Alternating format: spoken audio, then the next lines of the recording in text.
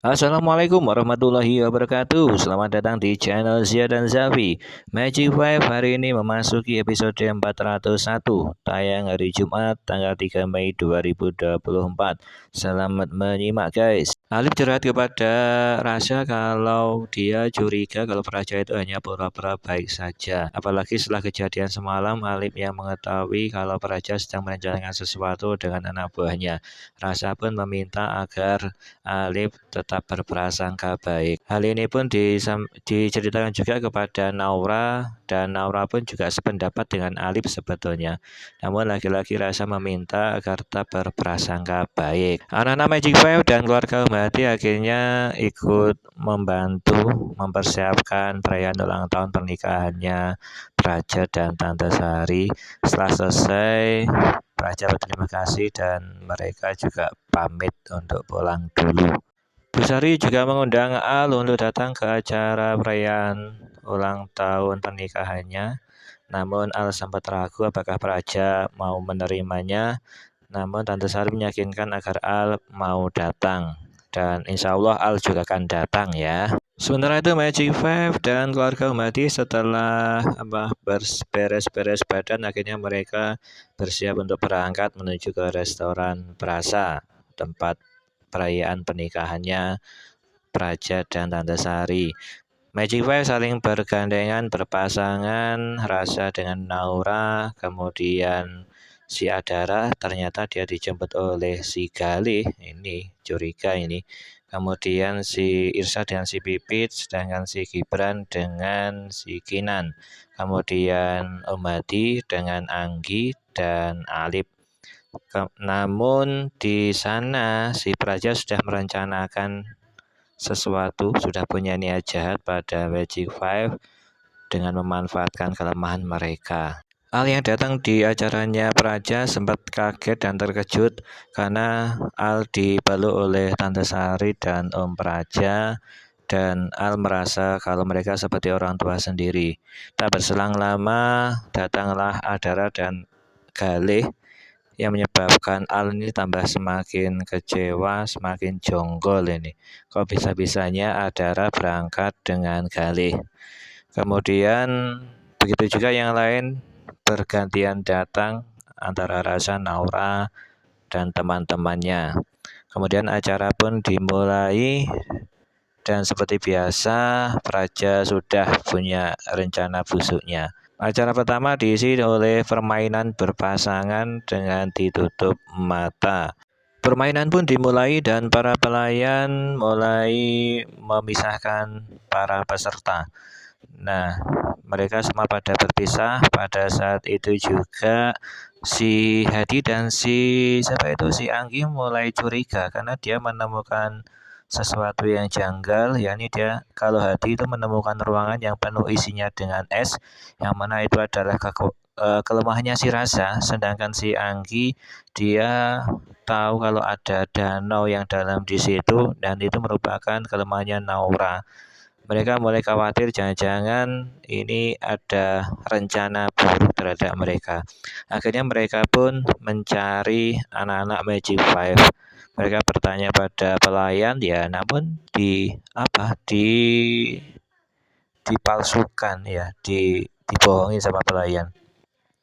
Nah, kemudian dengan bantuannya Mbah Gono juga yang mengeluarkan sihirnya agar para Magic Five ini terhalusinasi, akhirnya si Rasya itu dia berhasil masuk ke dalam ruangan es. Setelah dia masuk, kemudian ditutup dan dikunci oleh para pelayan atau anak buahnya Praja. Dari situ Rasa baru sadar dan membuka tutup matanya. Ternyata berada di dalam ruangan yang penuh dengan es. Seketika dia langsung lemah. Dia mencoba untuk mengeluarkan jurus apinya namun tak sanggup. Begitu juga dengan si Naura. Dia setelah berjalan dan merasa dipanggil oleh si Rasa, akhirnya dia pun juga jatuh ke danau.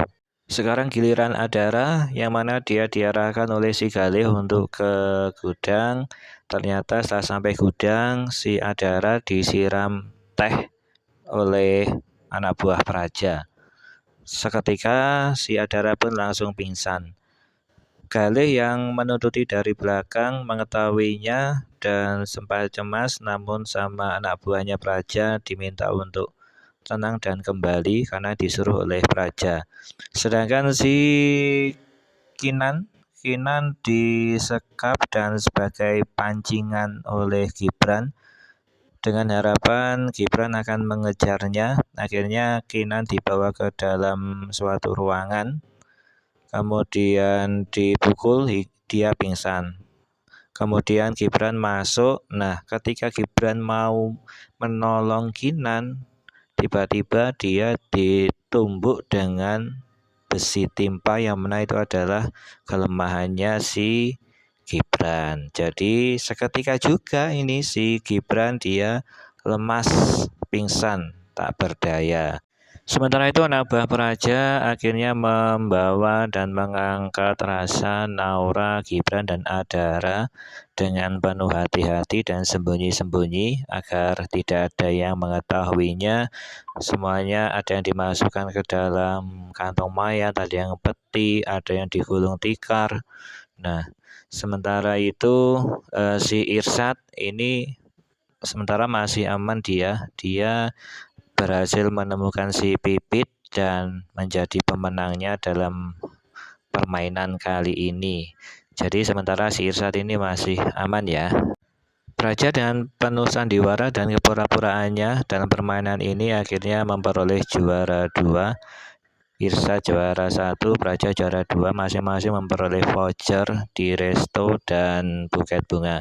Setelah selesai, Irsad dan Pipit keluar dan curiga kemana yang lainnya kok tidak ada. Mereka pada ngilang.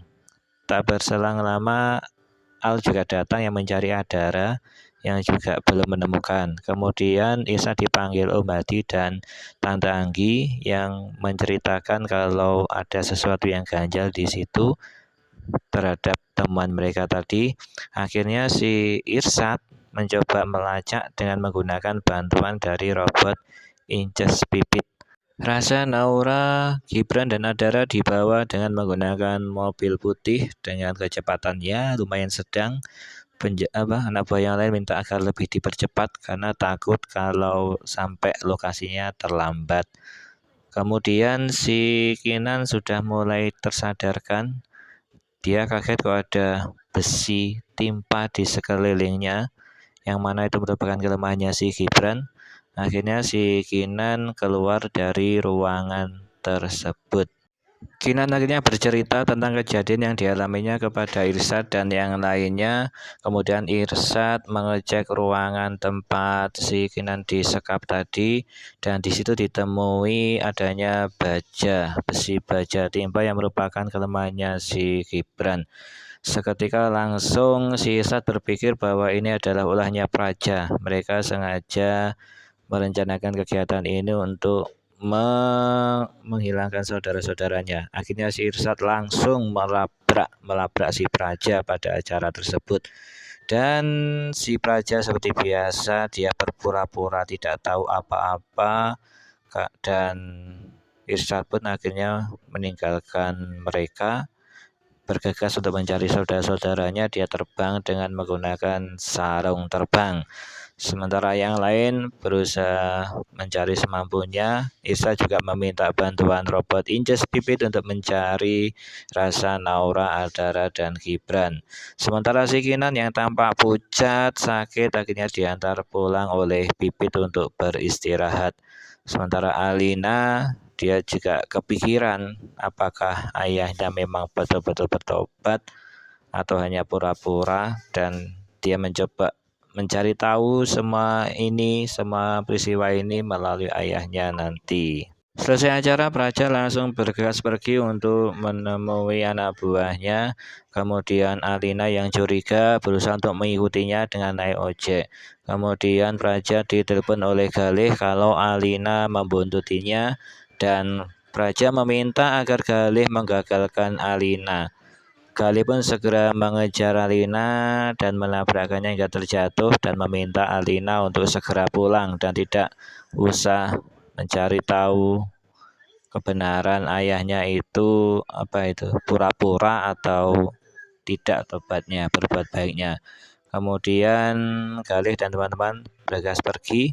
Tak berselang lama Al datang dan Alina menceritakannya kepada Al juga. Kemudian Al dan Alina bergegas pergi untuk mengikuti Praja. Dan Irsad pun yang sedang terbang juga terjatuh karena sedang ada badai. Begitu juga dengan robot Inces yang rada sedikit error. Kemudian Irsad pun jatuh ke bawah. Irsad mendapati dirinya dan robot Inces Pipit kok rada error. Jadi dia berpikiran jangan-jangan ini karena pengaruh sihirnya Mbah Gono untuk membentengi wilayahnya. Akhirnya si Irsad menyalakan murotal Al-Quran sehingga tak berselang lama robot Inces Pipitnya pun tersadar dan Irsad pun bisa kembali terbang. Nah, si Irsad menduga melalui GPS-nya baru sadar kalau ternyata lokasinya berada di pohon beringin, tempat Gibrannya dulu dikubur. Akhirnya si Irsad bergegas terbang menuju ke sana. Sementara itu anak buah Praja yang pendekar mulai mengeluarkan ilmunya untuk menggali tanah. Akhirnya sudah tergali beberapa lubang tanah. Kemudian anak buah Praja yang lain segera memasukkan Rasa, Naura, Adara, dan Gibran ke tanah tersebut. Kemudian pendekar tersebut menguburkannya kembali dengan mengeluarkan jurusnya sehingga terkuburlah mereka semua. Raja pun sangat senang melihatnya. Bagaimana kisah selanjutnya?